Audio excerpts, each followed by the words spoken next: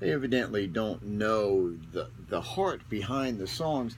It's the music was whether it's a G, D, and C song or whether it's a C, D, and G song. It's a comfort zone to you, and I've heard a couple of your songs on CDs and cassette tapes and 78 speed songs and 45s and LPs and EPs and QPs, and they sound really exciting when there's a full band behind them. So do people miss that, or do they still think it's like a three-chord song or something? Or Yeah, they kind of miss it, and a lot of it they don't understand. But if they listen a few times, they'll understand that it applies to almost every maybe they're small just town boy's life. yeah, maybe they're just listening to the acoustic version instead of the live version or Yeah, something. that, But all your songs seem to have nobody listens. oh, they yeah, sure they listen. Um, the words behind your songs are very compelling. As I said in an interview with Chuck Mantooth, do you know him? Uh, A long time ago. I ran into him one time, face to face. And your It was almost lyrics like looking are in the mirror. your lyrics were compelling enough to draw attention to real life stories that, of course, that you know about because you pretty much lived those stories, and but they fit in a lot of people's shoes. I mean, it's maybe or people are afraid to look at themselves.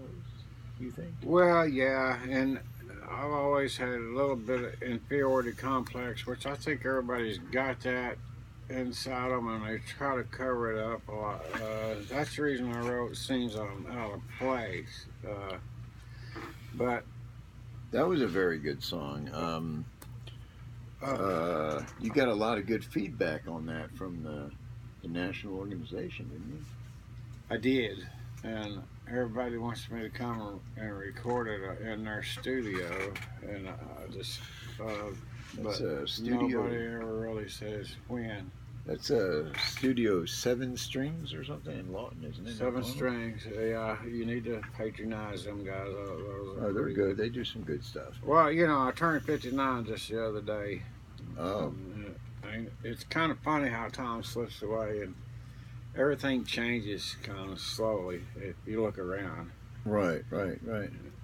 So most of your songs then are about true life situations that um, I'm sure that you can relate to all of them, and some people can relate to most of them. How do you feel about the small town feel? Uh, going on tour with like a full orchestrated orchestra. You think that would be too much, or do you think it would still be able to get the message of the songs across as Well, I'm pretty simple. I like pretty simple, plain stuff, and all my songs starts out pretty simple, and by the time we get finished playing them, they turn pretty complicated. And your sax player really throws in a real good. I think I've heard a couple of the videos and saw them and listened to them. I've heard him He has a described as sexy, yeah, very saxy, very very saxy, sexy. and it has the feel of your song.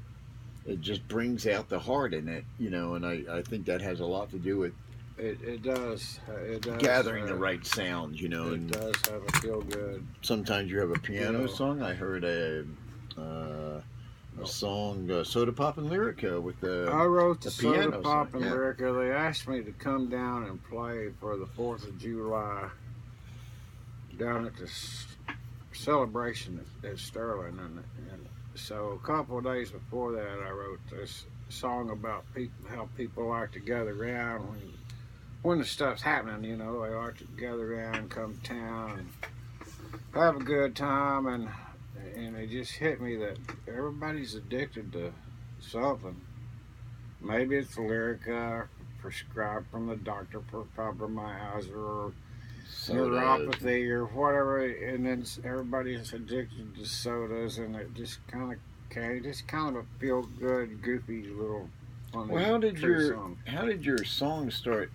When did you start writing songs, and how did they transpire? Were you just like do you just see the world in a different view, like in a like on the outside of the world looking into it, and you'll see your hometown and write about those things that happen in there. And when It's, did you start playing guitar and doing these things? It must have been a long time ago well, because you've got several hundred songs. I started writing songs about 7 or 8 years ago, and Dwayne Workman had a little barbecue place down there where the oil change shop is now in Elgin, and he asked if I wanted to come down there and play a bunch of my songs. Well, it was really strange because one night I come down there, and about the third week I was there, and there was about 10 other guys showed up with guitars. And then I met this guy named, my name's Larry. I met this guy named Larry. Oh, so he was playing, but you were kind of shy at that time, weren't you? With I was real playing shy, in front of and I other was people trying and to stuff. sing, and I was nervous as a snail on a razor blade. And Would that be like the snail would be cruising along the razor blade, but he would be nervous about cutting himself? Is that? yeah, I was real, inferiority complex. I've always had it, always will have. I stay in the shadows of the night. But I met these guys, and I was playing and singing this song, and I heard some real fancy picking, and I looked back, and there was this guy named Larry Krisner, and So we met that night, and we've been. Did that help your in No, what was that word? it didn't help at first. It took a long time. They started sticking a mic in front of my face and telling me to belt it out, and I felt intimidated, and I guess everybody feels that right at first. Getting over that microphone is really a hard thing to do. Yeah, it's a little different at first. And So when did you actually start playing guitar? Did you start writing when you first started playing guitar and you start writing songs? Were you singing songs from your past, or was it like kind of up to date and then go forward? well, I picked up the guitar when I was about 12 or 13, and Randy Thomas showed me a few chords, and I practiced them a little bit, and I think the first song I ever learned to play was an Elton John song. It's a little bit funny or something. And then later on, I started picking it up, and when I started listening to Willie Nelson, Waylon Jennings, and Guy Clark, one of the best songwriters ever lived, Talisman's Out, people like that. And then I was sitting at work one night about 8 years ago, and told my son I was thinking about writing a song about the old party place, the old cement bridge south of town where everybody used to ride around and smoke a little pot and drink a little beer. I never did drink beer, but so at that point you were pulling from the past, though, really. I was pulling from past history, and it was a crazy deal. And so now that you're up to date on your songwriting, do you see it gathering moss, or do you feel it's gathering like leaves on the tree and branching out all over the world? Oh no, it's definitely at a standstill. It's I couldn't think of anything. I think of it, but I can't remember it. Well, I mean, your yesterday. songwriting abilities, when the Shades of Black and Green is a pretty good song. Yeah. And Empty Houses. Well, when darkness comes, it seemed to have everything's progressed. A shade of black and green. Yeah. You know?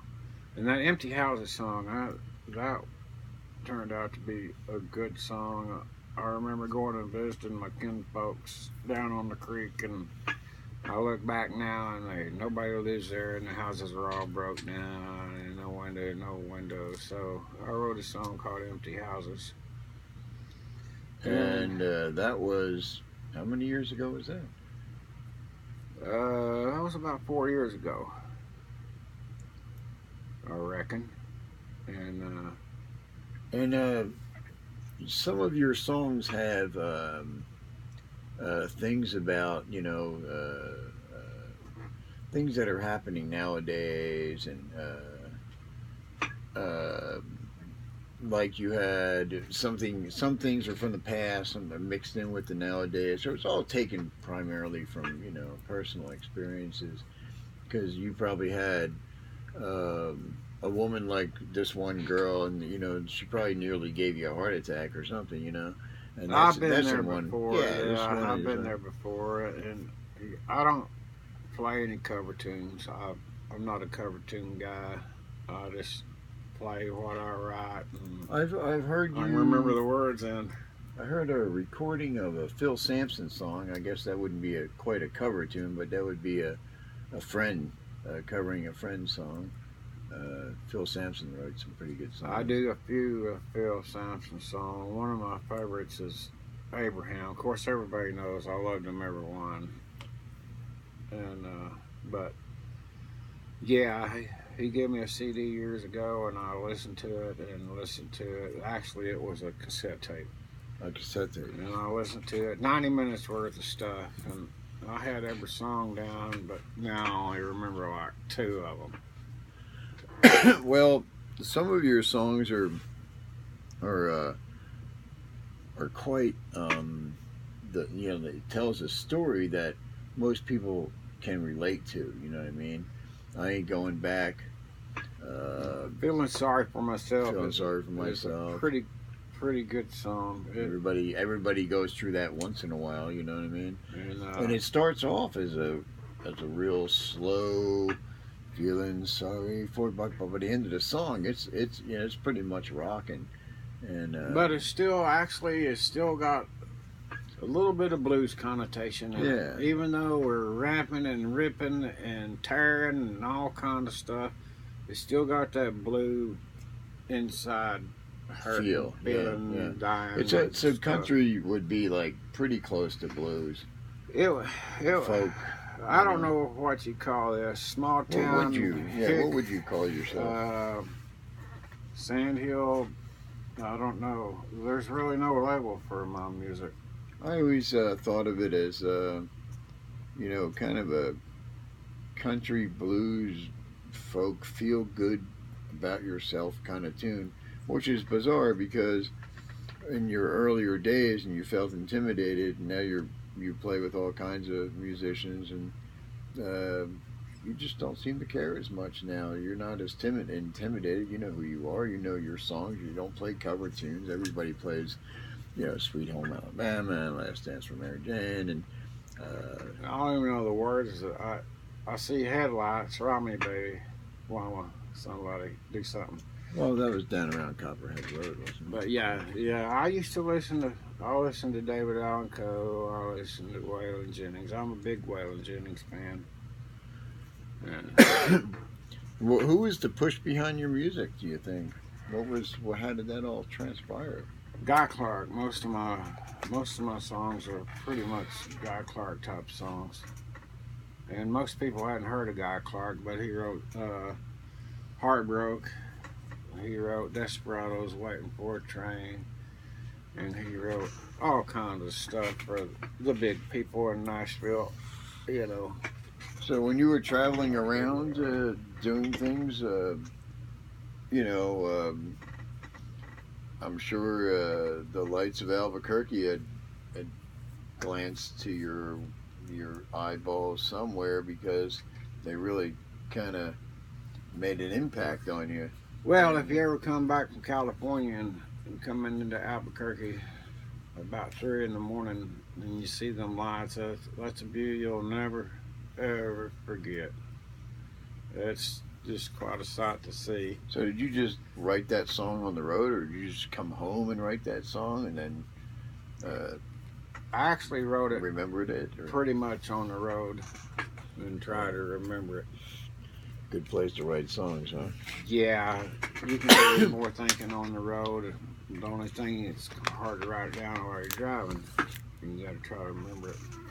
So if you had to say one thing to some kids that are just starting to play guitar and they're in the small town world, and their mommies and dads are farmers, and they've been getting along, and they got the John Deere tractor out there, and they're just living a kind of a simple life, but hard workers, which a lot of America's just not going in that direction.